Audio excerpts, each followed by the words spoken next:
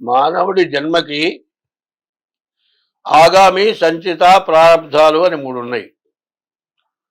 మనం ఈ జన్మ ఎత్తామంటే పూర్వజన్మలో తల్లిదండ్రులకి బాకీ ఉన్నాం. వాళ్ళకి ఏదో చేశాము, ఆ బాకీ తీర్చుకుంటానే మనం పుట్టున్నాం. అది ఆగామి. సంచితం పూర్వజన్మలో చేసిన పాపం. ప్రారబ్ధం ఇప్పుడు పుట్టినవి మనం చేసింది కానీ మన పిల్లలు చేసింది కానీ అనుభవించాలి. ఇది ఎట్లా ఉంటుంది అంటే, మనని కన్నవాళ్ళు మనం పూర్వజన్మలో చేసిన పాపాలు ఇవన్నీ కూడా గ్రహాల వల్ల బాధలు వస్తున్నాయి. నవగ్రహాల వల్ల బాధలు వస్తున్నాయి. అవి పోవాలి అంటే మనం ఆ గ్రహాలకు పూజ చేస్తున్నాం. శని బట్టారా అంటారు. ఈ శని ఎప్పుడు కూడా నీవు చేసిన పాపానికి తగినటువంటి శిక్ష నీకు శని వేస్తున్నాడు. అందువల్ల ఆ గ్రహాలని పూజించడం. గ్రహం అనుగ్రహం. గ్రహానికి ఆగ్రహం రావాలి అంటే నువ్వు చేసిన పాపం వల్లే ఆగ్రహం గ్రహాలు వచ్చింది. ఆగ్రహం వచ్చింది గ్రహాలకి. అటువంటి గ్రహాలను పూజిస్తే ఆ ఆగ్రహం తగ్గి మీ బాధలు తొలగటానికి అవకాశం ఉంది. అయితే ఈ జన్మలో కొన్ని కొట్లాటలు, భార్యాభర్తల పోట్లాటలు, తండ్రి కొడుకుల తగాదాలు, ఒకళ్ళతో ఒకళ్ళు విభేదాలు, భార్యాభర్తలు విడిపోవటమో, తల్లిదండ్రులకు అన్నం పెట్టకుండా వెళ్ళగొట్టమో, ఇట్లాంటివన్నీ ఎందుకు జరుగుతాయి అనేది మనకు కావాలి. ఇవన్నీ జరగడానికి కారణం ఏంటి? తల్లిదండ్రులు ఉన్నారండి, వాళ్ళు సర్వస్వం ధారపోసి పెంచి పెద్ద చేసి వాళ్ళకు ఉన్నటువంటి ఆస్తులు, వాళ్ళ సంపాదన చాలక ఆస్తులు కూడా అమ్మి పిల్లలకి చదువు చెప్పించి, మరి వాళ్ళు చదువుకున్న చదువు కంటే ఇప్పుడు గొప్ప చదువు ఏమిటి? డాక్టరో, బీటెక్కో, ఎంటెక్కో, లేకపోతే ఎంబీఏనో, మరి సిఏనో, ఎస్పీనో, కలెక్టరో ఇట్లాంటి చదువులు చదివిస్తున్నారు. ఈ చదివించిన తర్వాత వీళ్ళు ఏం చేస్తున్నారు?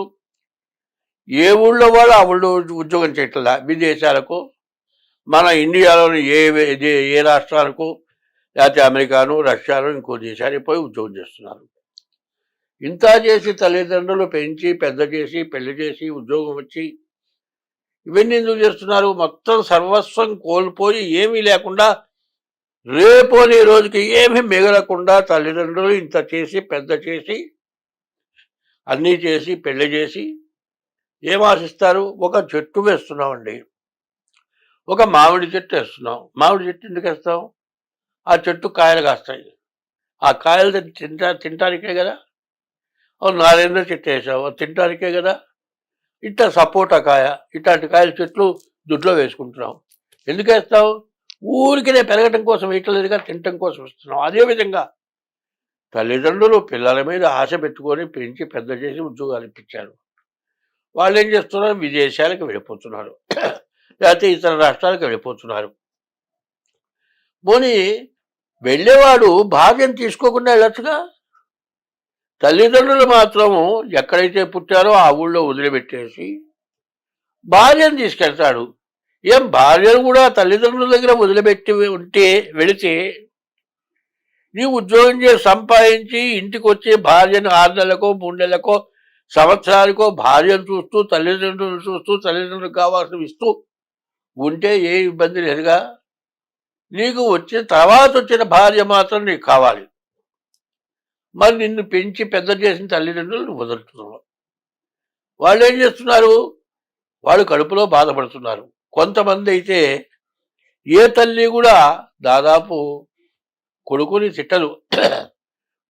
కొడుకు అక్కడ ఏదైనా ఇబ్బంది పడుతున్నాడు, తిండి జరగటం లేదు, ఉద్యోగం పోయింది అంటే తల్లి అన్నం తినలేరు, తల్లిదండ్రులు అన్నం తినలేరు.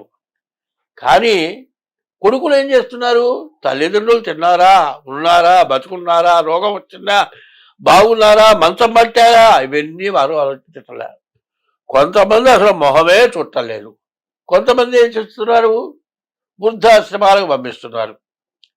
మరి లేని వాళ్ళని వృద్ధాశ్రమంలో పడేసి నెలకింతని కడుతున్నారు. అదే విదేశాల్లో ఉండేటట్టయితే మీ నాయన చచ్చిపోయినారా అని ఫోన్ చేస్తే నాకు సెలవు లేదు, నేను రాను, ఎవరన్నా ఆ దహనం చేయండి, ఆ కర్మ చేయండి, నేను వీడియోలో చూస్తానంటాడు. ఇటువంటి వాటి వల్ల మహాపాపం వస్తుంది. తల్లి మొదట, తర్వాత తండ్రి, తర్వాత గురువు, తర్వాత దేవుడు. ఈ ఈ నలుగురు, తల్లి, తండ్రి, గురువు, దైవం, చతుర్విధ ఫల పురుషార్థ సిద్ధ్యర్థం అనుంది. చతుర్విధ ఫలాలు తల్లి, తండ్రి, గురువు, దైవం. వీళ్ళని సక్రమంగా చూసిన తర్వాత భార్యను చూడాలి. నీకేమో యవ్వనం వచ్చిన తర్వాత రోజు నీకు భార్య కావాల్సి వచ్చా. నిన్ను పెంచి పెద్ద చేసి పసిపిల్లాడప్పుడు 4 రోజులు తల్లి పాలివ్వకపోతే నువ్వు బతుకుతావా? తల్లి తినే తిండి చాలకపోయినా సరే, పీక్కొని తిన్నా సరే, పాలు వేస్తే తన తిండి మానుకొనైనా తల్లి పిల్లాన్ని పెంచింది. అటువంటి కొడుకు తల్లిదండ్రులు చుట్టలే. సరే, అది వదిలేసేయండి. భార్య వచ్చిన తర్వాత ఒకళ్ళు ఇద్దరు పిల్లలు పుట్టేపటికి ఆమె యొక్క కళ తగ్గిపోతుంది. ఆమె యొక్క కళ ఎప్పుడైతే తగ్గిందో వాడు ఏం చేస్తాడు? ఉద్యోగం చేసే చోట ఇంకొక ఆమె కనపడుతుంది. ఆమె కాస్త అందంగా ఉంటుంది. ఎప్పుడైతే ఆమె అందంగా ఉన్నదో దాని మీద దృష్టి పడుతుంది. ఈ భార్యని వదిలిపెడతాడు. ఇవన్నీ కూడా మహాపాపాలు, సామాన్యమైన పాపాలు కాదు. తర్వాత బయట తిట్టకపోయినా మనస్సులో బాధపడతారు. చూసావా, భర్త కావాలని కోరుకున్నాను, మరి గర్భవతి అయిన తర్వాత ఆ స్త్రీ ఎంతో కష్టపడి ప్రాణాన్ని తెగించి ఆ బిడ్డని కనేటప్పటికీ ఆ తల్లి పునర్జన్మ లాంటిది.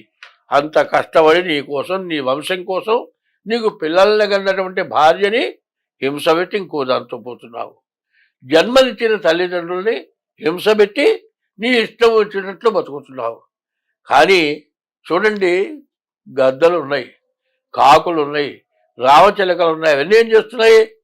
రెక్కలొచ్చి వెళ్ళిపోయి ఆ గూట్లో గుడ్లు పెట్టి ఆ గుడ్లని పొదిగి పిల్లలు చేసి అవి కూడా తెచ్చి ఆహారం పెడుతున్నాయి. ఏమండి, బర్రెగుడ్లు ఉన్నాయి, ఆవులు ఉన్నాయి. ఈయనగానే లేచి మళ్ళీ ఆ శిశువుని, తన బిడ్డలు చూసుకుంటున్నాయి. వాళ్ళకంటే, పశువుల కంటే మనం హీనంగా మిమ్మల్ని తిరుగుతున్నారు అనుకోవద్దు. వాటిని చూడండి. ఎందుకంటే సర్వే జనా సుఖినో భవంతు అని ఉంది. సర్వ జీవరాశులు కూడా తన బిడ్డను చూసుకుంటున్నాయి. మరి అటువంటి బిడ్డ ఏమవుతుంది? అది పెద్దదైన తర్వాత తల్లి ఎవరో బిడ్డ ఎవరో తెలియట్లే. బదగుట్టున్నాయి. ఆ దూడ పెరిగి నీరిందనుకోండి, లేకపోతే ఈ తల్లిని అమ్మేస్తారు. తల్లి బిడ్డ కలవట్లే. ఆ రకంగా మనుషులు తయారవుతున్నారు. ఇదివరకు ఏం చేసేవాళ్ళు? తండ్రి, తాత, ముత్తాత అందరూ ఒక చోట ఉండేవాళ్ళు. అందరూ ఒకరినోడు పిలుచుకునేవాళ్ళు. తండ్రి అనేవాళ్ళు, తాత అనేవాళ్ళు, జేజి నాయన అనేవాళ్ళు. ఇట్లా పల్లెటూళ్ళలో ఉండేది. అదే కాదు, ఆయన కులంతో కూడా సంబంధం లేదు. అక్కడ కులంతో కూడా సంబంధం లేదు. తాతయ్య, బాబాయ్, మావయ్య, అన్నయ్య, ఏ కులమైనా సరే ఈ రకమైన పిలుపులు, ఆ ప్రేమలు ఉన్నాయి. ఈ ప్రేమలు పోయి పెళ్ళాం మాటలు విని తల్లిదండ్రులు కొట్టడం, తల్లి మాటలు విని పెళ్ళాన్ని కొట్టడం, తల్లిదండ్రుల మాటలు విని పెళ్ళాన్ని వదిలిపెట్టడం, పెళ్ళాం మాటలు విని తల్లిదండ్రుల్ని వదిలిపెట్టడం. ఎందుకు సంపాదిస్తున్నావు? ఎందుకు చదువుకున్నావు? ఆ చదువు జ్ఞానం ఉందా? దీనివల్ల నీకు కాళ్ళు ఎరగకుండా ఉంటాయా? తలకాయ బాగకుండా ఉంటుందా? ఎటువంటి బాధలు రాకుండా ఎట్లా ఉంటాయి? చేసిన పాపం ఒక్కోసారి అనుకుంటాడు.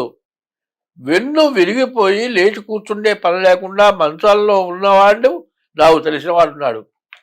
వాడిని చుట్టానికి పోతే, ఒరే నాతో పాటు చదువుకున్నాడు, ఏమిరా ఇట్లా అయిపోయినావేంటంటే ఏడ్చి, ఒరే మా అమ్మ మా నాయన్ని హింస పెట్టా, నా పెళ్ళాన్ని వదిలిపెట్టి దీన్ని తెచ్చుకున్నారా, ఈ చేసిన పాపం ఎట్లా పోతుందని అనుభవిస్తున్నారా అని ఏడ్చాడు.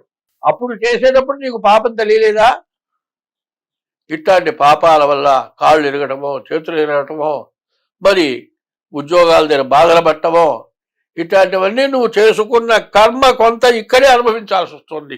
నువ్వు చేసుకున్న పాపం ఇక్కడే అనుభవించాల్సి వస్తుంది. జ్యోతిష్యుడు సరిగ్గా జ్యోతిష్యం చెప్పలేదంటావు. నువ్వు చేయాల్సిన పని చేస్తున్నావా? నువ్వు చేయాల్సిన పని ఏమిటి? తల్లి, తండ్రి, గురువు, దైవం. కాలేజీలో చదువు చెప్తున్నా లెక్చరర్ ఉన్నాడు, నువ్వు పక్క పిల్లలకి సైడ్ వేస్తున్నావు. ఆ లెక్చరర్ ఏందిరా ఏంటి ఆ పని అన్నాడు అనుకో, బయటకు వస్తావుగా చూసుకుందాం, బయటికి రావు, నువ్వు కాలేజీలో చదువుకుంటానికి వచ్చావా, గురువు మీద విలువ ఉందా, వాళ్ళు ఏం చేస్తున్నారు చెప్పుకుంటూ వెళ్ళిపోతున్నారు, నువ్వు చదువుకుంటే వాడికే చదువుకోకపోతే వాడికే. ఇట్లా తయారవుతుంది. బజార్న పోతూ ఉంటే ఎట్లా తయారవుతుంది.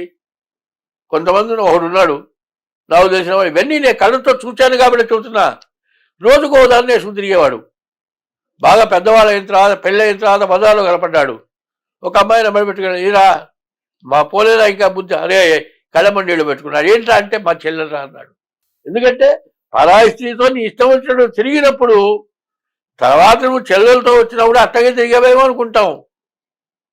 అందువల్ల ఇట్లాంటి పాపాలే రకరకాలైన బాధలు రావటానికి కారణము. పిల్లల మీద తల్లిదండ్రులందరికీ ప్రేమ ఉంది, పశువులకుంది, నాలుకాల జంతువులకుంది, కుక్కలకుంది, పందులకుంది, పక్షులకుంది. 84 లక్షల జీవరాశులున్నాయి. భూమి లోపల తిరిగే జీవరాశులున్నాయి. భూమి పైన 84 లక్షల జీవరాశుల్లో భూమి లోపల తిరిగేవి 21 లక్షలు, భూమి పైన తిరిగేవి 21 లక్షలు, ఆకాశంలో తిరిగేవి 21 లక్షలు, అట్లాగే నదిలో సముద్రాల్లో తిరిగేవి 21 లక్షలు. మొత్తం కలిపి 84 లక్షల జన్మలు ఎత్తిన తర్వాత మనిషి జన్మ, మానవ జన్మ మనం ఎత్తాము. ఈ జన్మ ఎత్తిన తర్వాత పాపమేమిటో పుణ్యమేంటో మనకు తెలుసు. ఒకప్పుడు వాకిటి ముందు అరుగులు, ఒక చెట్టు వేసేవాళ్ళు, మంచి వృక్షం వేసేవాళ్ళు, నీడ వచ్చేట్టుగా వాకిటి ముందు చెట్టు ఉండేది. ఎవరైనా ఆ రోజుల్లో బండ్లు లేవు, కార్లు లేవు, రైళ్లు లేవు, నడిచి వెళుతుండేవాళ్ళు. పోతూ పోతూ ఆ దారిలో ఎక్కడన్నా అరుగుంటే చెట్టుంటే అక్కడ కూర్చుండేవాళ్ళు. ఎవరైనా అన్నం తింటానికి ఇంటి వాళ్ళు పోతూ బయటికి చూసి ఏమైనా ఎక్కడికి పోతున్నావు ఏమిటి అని అడిగేవాళ్ళు. బలాలతోటి పోతున్నావు, అన్నం తిన్నావా, తినలేదు, రా అన్నం తిని అన్నం పెట్టేవాళ్ళు. ఇవాళ గడపలోకి వచ్చిన వాడికి అన్నం పెట్టడం లేదు. అతిథి అనేటువంటి వాడు భగవంతుడితో సమానంట. 12 గంటల సమయంలో మనం తినే సమయంలో ఎవరైనా వచ్చాడు అంటే పరమేశ్వరుడు నువ్వు పెడతావా పెట్టవా అని ఆ రూపంతో వస్తాట. మానవుడే కావచ్చు, మానవుడు యందు పరమేశ్వరుడు ఆశించి వస్తాట, దైవం మానుష రూపేణ అని. ఇటువంటి మహాపాపాలు చేస్తున్నారు. దానివల్ల కాళ్ళు తిరగటమో, తలకాలు మారటమో, రకరకాల రోగాలు. ఏమి రోగాలు, ఎటువంటి రోగాలు, క్యాన్సర్లు, మరి చెయ్యరాని పాపాలు, చెప్పుకోలేని రోగాలు. ఇవన్నీ ఎందుకు వస్తున్నాయి? మనం చేసినటువంటి మహాపాపం, చేసినటువంటి దురాగతం వల్ల వస్తున్నాయి. అదే కాదు, వాళ్ళు చేస్తూ ఉంటే, వాళ్ళతో కలిసి మనం ఉంటే వాళ్ళ రోగాలు మనకు అంటుకొని మనం చేస్తున్నాం. మరి ఎట్లా జాతులతో దున్నుతున్నారు, వాళ్ళ మిషన్లతో దున్నుతున్నారు. అప్పుడు ఏమవుతుంది, భూమి వేడెక్కిపోతుంది. ట్రాక్టర్తో దున్నితే వేడెక్కిపోతుంది, చెక్కతో దున్నితే మట్టి మెత్తగా ఉంటుంది, వేడి తగలటం లేదు, అందులో ఉన్నటువంటి బలం పోవటం లేదు. అట్లా వ్యవసాయం చేసేవాళ్ళు. ఇట్లాంటివన్నీ చేయటం వల్ల రకరకాలైన వ్యాధులు, కుటుంబంలో కలహాలు, తండ్రికి కొడుకుకి పడదు, తల్లి కొడుక్కి పడదు, మరి మావ అత్తకి పడదు, అత్త మావకు పడదు, మరి అత్త కోడలికి పడదు, కోడలు అత్తకి పడదు. ఈ విధంగా తయారై అందరూ కూడా భ్రష్టు పట్టిపోతున్నారు. ఇవన్నీ ఎందుకు వస్తున్నాయి అంటే నీవు చేసుకున్న పాపమే నిన్ను ఈ విధంగా రకరకాలైన బాధలు పెడుతూ ఉన్నాయి. స్వస్తి.